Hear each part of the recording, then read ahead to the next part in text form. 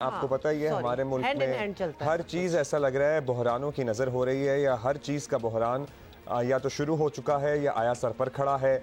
जैसा कि आटे का बहरान, मुर्गी के गोश्त का बहरान, बिजली और गैस, और ये सारी चीज़ें तो आपको पता ही है हमारे लिए अनअफोर्डेबल हो चुकी हैं। हमारी ज़िंदगी ऐसा लग रहा है कि बहरान ही बन चुकी है। और देखिए उसके अलावा भी बड़े रोल सियासी बहरान, बिल्कुल सियासी बहरान की पहले इसलिए बात कर लेते हैं क्योंकि किसी को क्या फर्क पड़ता है कि हमारी पर्सनल हमारी जिंदगियों में क्या हो रहा है। सियासी बहरान सबसे बड़ा है और मुश्किल है, इंपॉर्टेंट है। पंजाब असेंबली का इजलास जी आज हो तो रहा है, लेकिन इसमें वो कुछ नहीं हो रहा जिसका पीटीआई चंद दिनों से दावा कर रही है। और चौधरी परवेज इलाही ने जुम्मे को ही एतमाद का वोट लेने से इनकार कर दिया था, याद है ना आपको? देख लें एक दफा। जो गवर्नर ने ऑर्डर दिया है हम उसके ऑर्डर को मानते ही नहीं है, वो तो इलीगल ऑर्डर है। तो अगर हम मान लेंगे तो इसका मतलब है कि उसमें सारी कमी हमारी है, और जो गवर्नर चाहता है इलीगल ऑर्डर करके उसको हम कंफर्म कर दें। ये नहीं हो सकता, ये नहीं हो सकता। अच्छा जी, वैसे कितना मासूम सा लगता है ना ये अंदाज। वो उसने गवर्नर ने ऑर्डर लिया, हम मानते ही नहीं है। अच्छा जी, परवेज इलाही तो पहले दिन से असम्बलियां तोड़ने के मुखालिफ भी रहे, लेकिन तहरीक इंसाफ क्या कहती रही है वो भी जरा सुनिए। असम्बलियां बाहर हाल डिसॉल्व होनी है, हम पहले ही तैयार हैं वोट ऑफ कॉन्फिडेंस लेने के लिए। सिर्फ हमने ये कहा था कितना मौका हो कि जो हमारे एमपीएस मुल्क से बाहर हैं वो वापस आ जाएं, और हमें उम्मीद ये है कि हम अगली तारीख से पहले ही शायद अपने मेंबर्स पूरे करके तो हम ये वोट ऑफ कॉन्फिडेंस वाला जो शौक है गवर्नर का ये भी पूरा कर देंगे। तो पता नहीं क्या बना फिर इस उम्मीद का, क्योंकि परवेज इलाही साहब तो कहते हैं कि मैं मानता ही नहीं हूं। हम चीजें बदलते हैं और हम हालात के साथ चलते हैं। और ये वैसे भी दो अलग अलग पार्टियां हैं ना, तो इनकी जाहिर है मुख्तलिफ स्टेटमेंट्स भी होती हैं। देखिए किसी एक दो चीज़ों पे तो ये एक दूसरे से एग्री कर सकते हैं, लेकिन इंट्रिंसिकली तो मुख्तलिफ मैनिफेस्टोज हैं, एजेंडाज हैं। अब तहरीक इंसाफ ने यू टर्न लेते हुए एतमाद का वोट लेने को अदालती हुक्म से मशरूत कर दिया है। लगता यही है कि पीटीआई को अपने अरकान पर ही एतमाद नहीं रहा, या फिर हम ये भी कह सकते हैं परवेज इलाही की बात जो है वो इमरान खान की समझ में आ गई है कि असेंबली ना रही तो उन्हें कौन पनाह देगा। मतलब ऑब्वियसली वो तो कब से ये कह रहे हैं, और वो भी ऐसे हालात में जब वो मुकदमात के पहाड़ तले दबे हैं और मुस्तकिल नाअहली के अलावा पार्टी सरबराही से हटाने की तलवार भी खान साहब के सर पर लटक रही है। बहुत सी टेंशन हैं, बहुत से इशूज़ हैं, बहुत चीज़ें हैं जिनके अभी फैसले आने हैं। सो यू कैन ओनली सी कि क्या होगा क्या नहीं होगा। इलेक्शन कराओ मुल्क बचाओ की तहरीक भी दम तोड़ती नजर आ रही है अब। और वैसे भी इलेक्शन कराने के आई वंडर के एक्सपेंसेस कहाँ से पूरे होंगे, मतलब जो मुल्क के हालात तो मतलब मौसमी हालात हैं, और दूसरा ये कि इलेक्शन करा के कौन सा किसी ने मुल्क बचा लेना है या बच जाना है इस तरह से। तो पहले भी हम देख चुके हैं ना, क्योंकि सुनहरे ख्वाब तो पहले भी बहुत सारे दिखाए गए थे। इस मायूसी में इमरान खान एस्टैब्लिशमेंट पर मुस्तकिल इल्ज़ामात भी लगा रहे हैं और उनसे इलेक्शन का मुतालबा भी कर रहे हैं, साथ साथ मुसलसल कर रहे हैं, उन्हीं से कर रहे हैं। उन्हें पता नहीं कब समझ आएगी कि उन्होंने नहीं कराने इलेक्शन, लेकिन वो कहते हैं कि वो ही कराएं इलेक्शन। कुछ जो मेंबर्स हैं वो नए ठिकानों की तलाश में हैं, और पीटीआई के MNA for instance Nasir Musa Zaid JUI में शमूलियत का ऐलान कर चुके हैं। सो दिस इज और भी कुछ तब्दीलियां हैं और कुछ पार्टियां हैं वो तब्दील हो रही हैं। खैर इसी पे बात करते हैं। सीनियर तज्ज़ियाकार मुनीब फारूक हमारे साथ मौजूद हैं। शुक्रिया मुनीब, आपने वक्त दिया। मुनीब, यू बेस्ड इन लाहौर, आप ये सब कुछ फर्स्ट हैंड एक्सपीरियंस कर रहे हैं, आपके रवाबित भी हैं। पंजाब में इस वक्त जो कुछ हो रहा है नज़र यही आ रहा है कि इमरान खान साहब की ख्वाहिश के बावजूद परवेज इलाही एतमाद का वोट लेने की जानिब नहीं जाएंगे, क्योंकि फवाद चौधरी तो कहते हैं हम तो चाहते ही हैं कि हम एतमाद का वोट लें।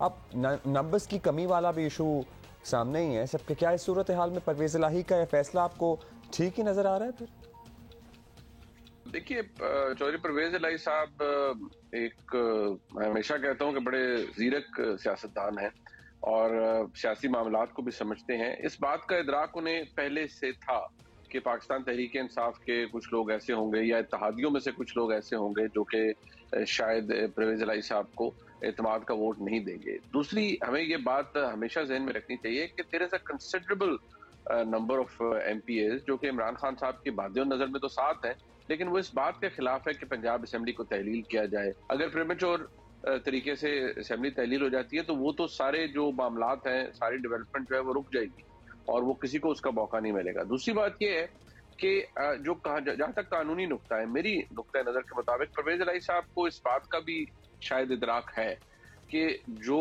उनका स्टांस है या उनके करीबी रुफका का जो स्टांस है कि गवर्नर का जो खत था एतमाद के वोट के लिए वो गैर आईनी है, उसकी कानूनी हैसियत नहीं है। मेरे ख्याल में वो हकीकत से दूर है और थोड़ा मिसप्लेस्ड है। अगर अदालत ने कह दिया कि गवर्नर का खत गैर आईनी नहीं है और वो कह सकते हैं एतमाद के वोट के लिए, और अगर अदालत डायरेक्ट कर दे वज़ीर आला को कि आप एतमाद का वोट लें, तो ऐसी सूरत हाल में फिर बड़ी मुश्किल हो जाएगी। लेकिन मेरे ख्याल में for the time being Chaudhry साहब का फैसला जो है वो दुरुस्त था। उसने एक प्रॉब्लम को उन्होंने अवॉइड किया है, लेकिन जाहिर बात है वो ज्यादा अरसे तक नहीं हो सकता। अच्छा मुनीब, आप भी कह रहे हैं और ये बात पहले दिन से ही वाज़ेह है कि परवेज़ इलाही असेंबली तोड़ने के हक में नहीं है। तहरीक इंसाफ के बहुत से मेंबरान भी इसके हक में नहीं है। खैबर पख्तूनख्वा और कौमी असेंबली में भी कुछ ऐसी ही सूरत हाल हमें नज़र आ रही है। आपको लगता है क्या इमरान खान की पार्टी और अपनी हुकूमतों पर गिरफ्त जो है वो कमज़ोर पड़ रही है? कुछ इस किस्म की आपको फीलिंग्स आ रही हैं? नहीं, मेरा नहीं ख्याल उनकी गिरफ्त कमजोर हो रही है, लेकिन हाँ ये जरूर है कि वक्त उनका साथ नहीं दे रहा। जो मामलात वो तय करना चाहते हैं वो नहीं हो पा रहे। मुल्क की एस्टैब्लिशमेंट के साथ उनके हालात पेचीदा हैं। पार्टी के अंदर बहुत से ऐसे लोग हैं खैबर पख्तूनख्वा में, पंजाब में, जो नहीं चाहते कि असेंबलियां तहलील हो। इमरान खान साहब का फैसला एक नी जर्क रिएक्शन था।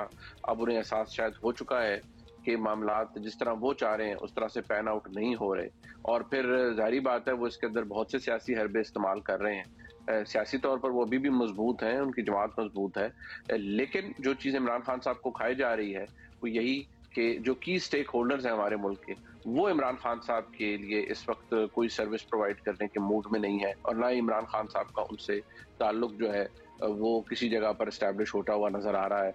ये सबसे बड़ा फैक्टर है जो कि इमरान खान साहब की अगर गिरफ्त नहीं तो कम से कम उनकी जो सियासी फ्रस्ट्रेशन है उसमें इजाफा कर रहा है। सही। अब मुनीब लास्टली ये बताइएगा कि तहरीक इंसाफ का सबसे अहम नुकता हमेशा यही रहा है कि इमरान खान साहब मकबूल तरीन लीडर हैं, अवाम उनके साथ हैं। हालिया दिनों में एहतजाजी रैलियाँ वगैरह हों या जलसे वगैरह हों, लोग उस तरह से प्रॉब्ली रिस्पॉन्ड नहीं कर रहे, या लोग वैसे तो साथ हैं लेकिन निकल के नहीं आ रहे। अब सर्टनली फिर मुखालिफिन को भी बातें करने का मौका मिलता है कि इमरान खान साहब की मकबूलियत कुछ कम हुई है। क्या ऐसा हुआ है या ये तंजीमी कमज़ोरियाँ वगैरह हैं और कुछ नहीं है? देखिए, बड़ा मुश्किल होता है, जैसे मैंने अर्ज किया, कि लोगों का इंटरेस्ट बनाए रखना, अपने वर्कर को चार्ज रखना। लोग वेयर आउट कर जाते हैं, आपकी जमात, आपके वर्कर्स, इवन आपके कोलीग्स वेयर आउट कर जाते हैं, और सब जब लोगों को ये नजर आ रहा हो। देखिए, हमारे मुल्क में एक की प्लेयर पाकिस्तान के अंदर या एक बहुत बड़ा जो एक फैक्टर है वो है मुख्तदर हलकों का, जिन्हें हम एस्टैब्लिशमेंट कहते हैं। जो सियासी जमात या जो सियासी लीडर, चाहे वो जितना भी मकबूल हो, वो मकबूलियत तो हासिल कर सकता है, लेकिन क्या एस्टैब्लिशमेंट के साथ इतने बड़े जो स्टेक होल्डर्स हैं उनके साथ एट लॉगर हेड्स होकर, इनके साथ एक लड़ाई मोल लेकर, उनके साथ हालात पेचीदा करके क्या इक़्तिदार में आ सकता है? ये एक बहुत बड़ा सवाल है, और शायद इमरान खान साहब का जो वोटर है उसको इस बात का एहसास कुछ हद तक हो चुका है। दूसरी बात, बेशक सारे नहीं, लेकिन फिर भी लोग अब ये सवाल जरूर पूछना शुरू हो गए हैं कि ये इमरान खान साहब की अहलिया यानी साबिक़ खातून अव्वल, उनके मामलात, ये हीरे, ये घड़ियां और बहुत से मामलात, ये एहसन जमील गुजर साहब और फराह गुजर साहिबा का पंजाब के अंदर इन्फ्लुएंस, ये मैं हमेशा कहता हूँ कि तख़य्युलाती मामलात तो नहीं है, कोई हवा के अंदर तहलील होने वाले मामलात तो नहीं, तो ग्राउंड रियलिटीज़ हैं, इनके साथ फैक्ट्स जुड़े हुए हैं, कुछ अनकंफर्टेबल सवालात जुड़े हुए हैं, जिनके बड़े मुश्किल जवाबात हैं जो कि मुकम्मल तौर पर सामने नहीं आए। तो जाहिर बात है फिर लोग सवाल भी पूछते हैं और फिर इंटरेस्ट भी लूज करते हैं, और शायद इमरान खान साहब की जमात के साथ यही हो रहा है। बहुत शुक्रिया आपका मुनीब। और ये वो सवालात हैं जिनका जवाब देने से इमरान खान साहब कतराते हैं।